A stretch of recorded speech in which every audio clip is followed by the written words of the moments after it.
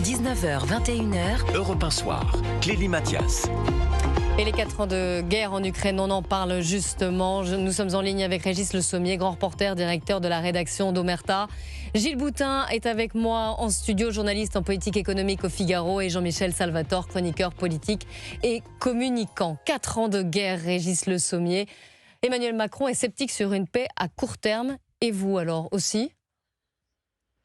Oui, écoutez, vu l'état actuel de ce qui se passe sur le front, on voit pas pourquoi j'entends ces appels justement de la coalition des volontaires à demander à la Russie un cessez-le-feu inconditionnel, mais actuellement il n'y a rien qui indique dans le tempo opérationnel pris par les Russes et également par les Ukrainiens, parce qu'il y a eu des contre-offensives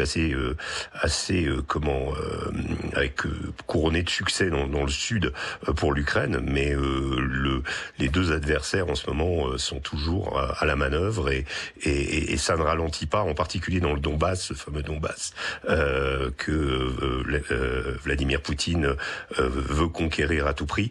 Là, il y a vraiment une poussée des Russes en ce moment à l'ouest de Siversk, par exemple, et une des dernières places fortes ukrainiennes dans le secteur qui s'appelle Sloviansk pourrait être menacée.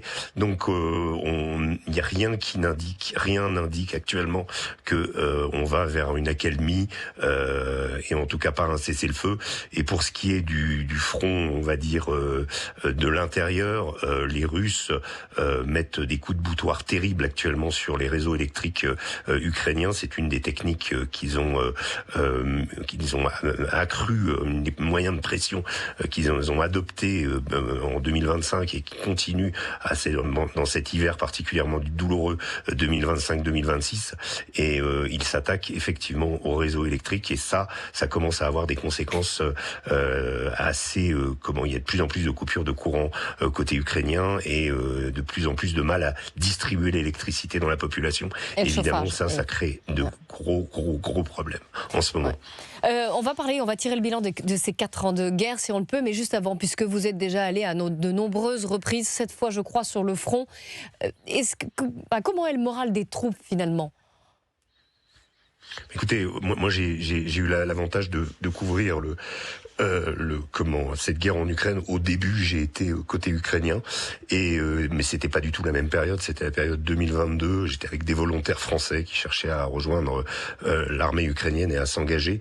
Et à l'époque, il y avait une sorte d'atmosphère, on dirait un petit peu comme les brigades internationales à l'époque en 1936 en Espagne, c'est-à-dire le monde entier accourait au chevet de l'Ukraine. Vous aviez des humanitaires aussi, vous aviez tout un tas de gens comme ça qui arrivaient, et qu'on croisait sur les routes, dans les hôtels, etc., etc. C'était tout le monde venait aider l'Ukraine.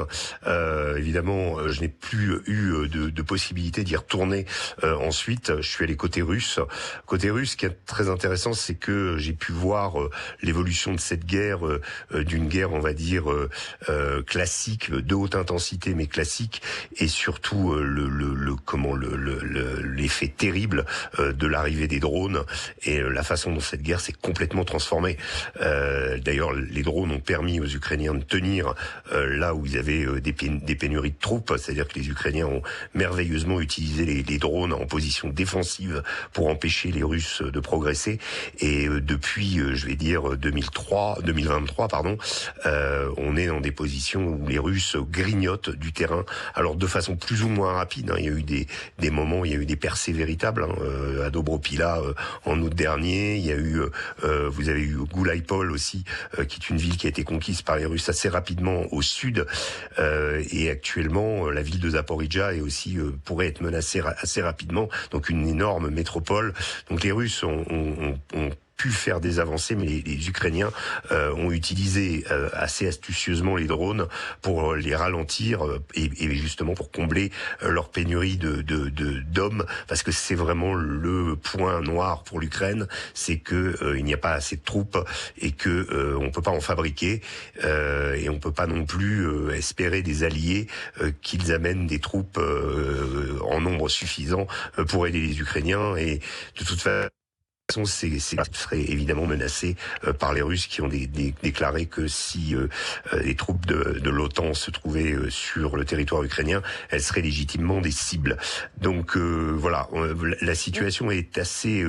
on va dire que les Ukrainiens ont quand même incroyablement résisté pendant toutes ces périodes. Ils ont même mené des assauts très audacieux, mais qui se sont révélés absolument catastrophiques finalement, notamment la percée de Koursk. Moi, j'étais sur le front à Koursk et c'était effectivement l'idée était d'attaquer, de porter la guerre dans le territoire russe. Et c'est ce que les Ukrainiens avaient réussi. Malheureusement, l'épisode de Koursk et du saillant Souja notamment, s'est révélé catastrophique en termes de perte de nombre de troupes et surtout de matériel de la part des Ukrainiens qui n'ont pas pu tenir l'emprise plus de 6 mois. Voilà. Emmanuel Macron a souligné le triple échec de la Russie en Ukraine sur des plans militaires, économiques, stratégiques. Donc 4 ans jour pour jour après le début de cette guerre, Régis Le Sommier, est-ce que vous auriez utilisé le mot échec aussi ? Écoutez, il est clair que Vladimir Poutine n'a absolument pas obtenu ce qu'il voulait au début, c'est-à-dire changer le régime, on va dire, à Kiev, quelqu'un qui lui soit favorable, faire en sorte que l'Ukraine... Allô ? Oui, il y a eu une petite interférence, ouais. Un petit problème de liaison, okay. Mais c'est bon. On vous entend. Je continue. Non, faire en sorte que il est donc quelqu'un qui soit en sa faveur à Kiev. Il avait comme objectif la démilitarisation de l'armée ukrainienne. Ça ne se produira jamais puisque l'Ukraine a constitué une force de résistance absolument incroyable et a développé une armée qui est peut-être l'armée la plus performante actuellement en Europe. Donc il y a plein d'échecs de la Russie, mais je n'irai pas jusqu'à dire que la Russie est à genoux. Je n'irai pas jusqu'à dire que la Russie économiquement est en déroute. Elle a tenu des taux de croissance de plus de 4% en 2023-2024, avec un essoufflement majeur en 2025. Maintenant, elle est toujours capable de tenir, et surtout la Russie, dans un conflit comme celui qui est actuellement, n'a pas de pénurie de troupes à la différence des Ukrainiens. Alors, ça ne veut pas dire que la situation est reluisante pour les Russes non plus, mais les Russes ont tenu et ils ont réussi à diversifier leur économie, à contourner les sanctions pour une grande part, même si ces sanctions leur coûtent aussi, et les résultats escomptés par les Occidentaux et les Américains d'affaiblir la Russie ne se sont pas produits non plus. Alors, je donne la parole à Jean-Michel Salvatore. Alors, 4 ans de guerre, évidemment, on fait la comparaison avec la guerre 14-18. Et il y a une chose dont on ne parle pas beaucoup, je trouve, c'est le bilan humain de cette guerre. C'est vrai que si on compare avec la guerre de 14-18, il y avait eu, je crois, 20 millions de morts. On n'en est évidemment pas là entre la Russie et l'Ukraine. Mais qu'est-ce que l'on sait sur le nombre de morts de part et d'autre, le nombre de blessés? Et est-ce qu'on a le détail entre les soldats et les civils dans ce bilan? Régis Le Sommier. Écoutez, c'est le secret peut-être le mieux gardé de cette guerre, c'est le nombre exact de morts de chaque côté. C'est-à-dire qu'aucun des deux belligérants ne donne d'indication. Maintenant, il y a on sait qu'on est à plus de 100 000 au moins. Alors attendez, parce que Régis Le Sommier, ça a coupé la liaison pile quand vous donniez le chiffre. Alors on l'a pas eu, ça reste le secret le mieux gardé, puisque ça a vraiment coupé. Ça reste le secret le mieux gardé. Je suis donc absolument je vous fais répéter, désolé. je suis navré. Écoutez. Bon, non, moi je dirais que voilà, il y a au minimum 100 000 des deux côtés et peut-être beaucoup plus. 100 000 morts. 100 000 morts. Difficulté. 100 000 morts, oui. Donc voilà, peut-être beaucoup plus. Ça veut dire que 100 000 morts, ça veut dire 3 fois plus de blessés. On le voit, hein, les photos des cimetières ukrainiens sont absolument incroyables. C'est des champs de tombes avec des drapeaux. Les Russes sont beaucoup plus sourcilleux à ne pas montrer cet aspect-là, mais il y a au moins, actuellement, on imagine au moins entre 15 et 17 fois le nombre de morts de la guerre d'Afghanistan. Donc ça, c'est des chiffres à peu près, voilà. Mais c'est très difficile d'avoir une fourchette exacte, et c'est surtout difficile d'avoir la proportion. On sait que les Russes ont perdu beaucoup d'hommes dans les premières années de la guerre et moins dans les suivantes, tandis que les Ukrainiens, en tentant justement d'endiguer la progression des Russes, en ont beaucoup plus perdu actuellement et dans les 2 dernières années qui se sont écoulées. Donc voilà, c'est le secret gardé. Mais de toute façon, ce qu'il faut regarder, c'est la proportion. Vous avez 141 millions d'habitants en Russie et vous en avez, avant la guerre, vous en aviez à peu près 40 en Ukraine. Aujourd'hui, vous avez au moins 7 millions d'Ukrainiens qui sont à l'extérieur de l'Ukraine. Vous avez beaucoup de jeunes qui sont partis d'Ukraine et la difficulté, effectivement, ce sont les recrutements. Et quand vous avez cette proportion-là, eh bien, vous comprenez que le pays qui souffle le plus actuellement, évidemment, c'est l'Ukraine, et que la situation est absolument catastrophique. Ce qui ne veut pas dire que l'Ukraine va perdre la guerre, ce qui ne veut pas dire qu'elle est voilà, mais en tout cas, quand la coalition des volontaires réclame un cessez-le-feu, c'est pour que l'Ukraine puisse souffler, parce que actuellement et depuis un petit moment déjà, l'Ukraine souffre énormément. Gilles Boutin. Bonsoir Régis Le Sommier. Je me demandais, est-ce qu'on ne se trompe pas en parlant de paix et même à long terme, quand on sait que Vladimir Poutine, lui, ce qu'il veut, in fine, c'est la soumission de l'Ukraine, et que l'Ukraine, elle, on la comprend, veut simplement sa liberté de choisir son destin et recouvrer son intégrité territoriale. Par conséquent, est-ce qu'on ne s'oriente pas vers un gel, une espèce de solution à la coréenne ? Oui, c'est une analyse juste, mais je pense que c'est aussi, ça fait partie des discussions qui ont lieu actuellement, notamment entre les Ukrainiens et leurs partenaires européens, et les Américains aussi. C'est cette fameuse question des garanties de sécurité qui pourraient se faire in fine avec des concessions sur la question des territoires. Donc c'est-à-dire que les Ukrainiens montrent de l'inflexibilité sur la question des territoires et les Russes ne veulent pas de l'OTAN à leurs frontières. Quand je dis garantie de sécurité, ça veut dire une forme d'article 5 qui pourrait s'appliquer à l'Ukraine et qui impliquerait les États-Unis notamment, ce que souhaite Volodymyr Zelensky, c'est-à-dire d'impliquer les États-Unis de façon à ce que si le conflit recommence, s'il y a un gel et que le conflit recommence, eh bien les États-Unis à ce moment-là s'impliqueraient massivement. C'est donc sur ces deux aspects-là, cession de territoire d'un côté et garantie de sécurité de l'autre, que tout se joue en ce moment. Maintenant, oui, vous avez raison. Le problème, mais là, à mon avis, où il faut voir les choses un petit peu différemment, je ne suis pas absolument persuadé que Vladimir Poutine et les Russes soient intéressés par l'ouest de l'Ukraine. Ils savent très bien que s'y trouvent les populations les plus nationalistes en Ukraine, les moins russophones, et que conquérir ce territoire-là leur poserait beaucoup de problèmes de gestion. Et vu la progression des Russes depuis 2 ans, il faut regarder ce qu'ils ont pris. Ils ont pris 200 kilomètres, le front a reculé 200 kilomètres dans le Donbass depuis 2 ans. Ils sont pas aux portes de Berlin, ni de faire défiler leurs chars sur la place rouge. Donc en attendant, le Dniepr paraît une frontière possible, c'est-à-dire que s'il s'attaque à Zaporijjia, il ne restera plus que la ville de Dniepro. Il faut voir qu'actuellement, au vu de l'évolution du front, on se bat dans l'oblast de Zaporijjia et on se bat dans l'oblast de Dniepopetrovsk, ce qui veut dire qu'on est en passe, les Russes sont en passe de quitter le Donbass. Ils ont déjà pénétré ces 2 oblasts et là, le territoire leur est beaucoup plus favorable. Le Donbass était fait de champs, d'usines en ruine pour certaines, des friches industrielles un peu partout, des collines et des villes encaissées très difficiles à conquérir, avec des terrils, des mines de charbon et autres. Et tout ça rendait la progression des Russes extrêmement pénible. 19h, 21h. Europe 1 Soir. Clélie Mathias. Je suis toujours en compagnie de Jean-Michel Salvatore, Gilles Boutin et Régis Le Sommier, grand reporter, directeur de la rédaction d'Omerta, qui est en ligne avec nous. On parle bien sûr des 4 ans de guerre en Ukraine. Écoutez, Régis Le Sommier, Jean-Noël Barrot, le ministre des Affaires étrangères, qui a estimé que la Russie menait une guerre coloniale contre l'Ukraine. Cette guerre est une guerre coloniale.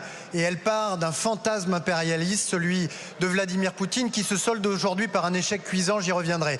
Mais c'est une guerre coloniale. Et il y a des forces politiques qui passent leur temps à vouloir accuser la France de sa relation ou de la relation qu'elle entretient avec son passé colonial. Elle ferait mieux, ces forces politiques, de diriger leurs critiques et leurs attaques sur la Russie de Vladimir Poutine, qui est lancée dans cette guerre injustifiée, injustifiable depuis 4 ans. Qu'en pensez-vous, Régis Le Sommier? Une guerre coloniale? Non, écoutez, c'est un petit peu... ça me gêne un petit peu cette espèce de façon de plaquer une sorte on trouve une formule et puis on l'applique sur... Voilà, je pense que le problème est bien plus compliqué que ça. C'est-à-dire que moi, pour m'être rendu de nombreuses fois du côté russe, je peux vous dire que beaucoup de gens, de soldats que j'ai rencontrés, notamment des soldats des oblasts de Lugansk et de Donetsk, qui sont les deux zones séparatistes de l'Est, ont de la famille qui combat dans des oncles qui combattent dans l'armée ukrainienne en face. C'est assez courant, ça fait penser parfois à une forme de guerre civile, c'est-à-dire que certains ont choisi un camp et d'autres ont choisi l'autre. Donc et puis comment plaquer ça, dire oui c'est une guerre coloniale qui commence le 24 février 2022, c'est faire l'impasse sur tout ce qui s'est passé avant, depuis le Maïdan et depuis justement la guerre à l'Est qui a eu. Ah, la liaison coupe. Régis Le Sommier, je suis navrée, hein, la liaison coupe. Je ne sais pas si vous allez rester avec nous. Jean-Michel. Non, alors on va essayer de voir Jean-Michel Salvatore. Oui, on parlait des négociations qui sont loin d'être terminées, d'un cessez-le-feu qui n'est pas encore là. Moi, je voudrais vous interroger sur les concessions, si on y arrive. Sur les concessions territoriales possibles. Le président Zelensky, qu'est-ce qu'il peut raisonnablement espérer d'une négociation? Est-ce qu'il a déjà fait une croix sur la Crimée et sur le Donbass? Quand il en parle, vous m'entendez là? C'est bien oui, là? Ça y est. Ouais, pardon. Oui, hein. Donc quand il parle à son public, quand il parle... Non, alors ça coupe toujours. Régis Le Sommier, je pense qu'on va devoir couper totalement la liaison. Je suis navrée, mais je crois que c'est mieux parce qu'on a des problèmes techniques pour vous joindre. Non, et on vous a perdu totalement, c'est ce qu'on me dit en régie.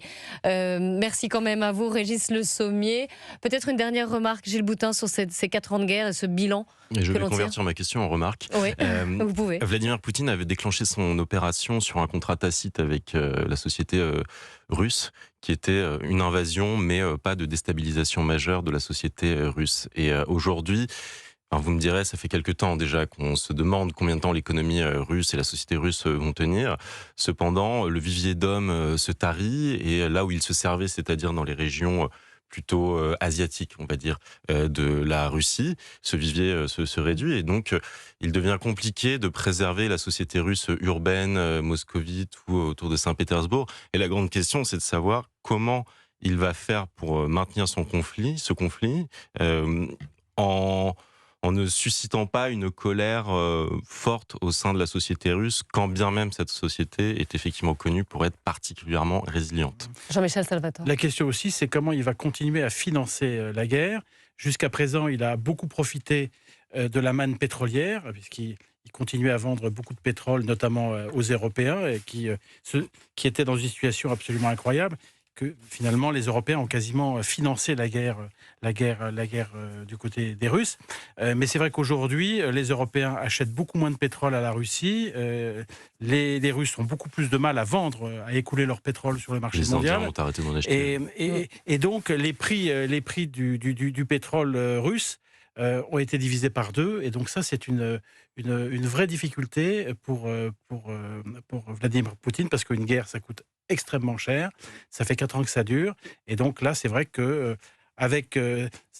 c'est la preuve aussi que les sanctions, d'une certaine façon, peuvent avoir une certaine efficacité, même si elles vont avoir une efficacité très forte au bout de 4 ans.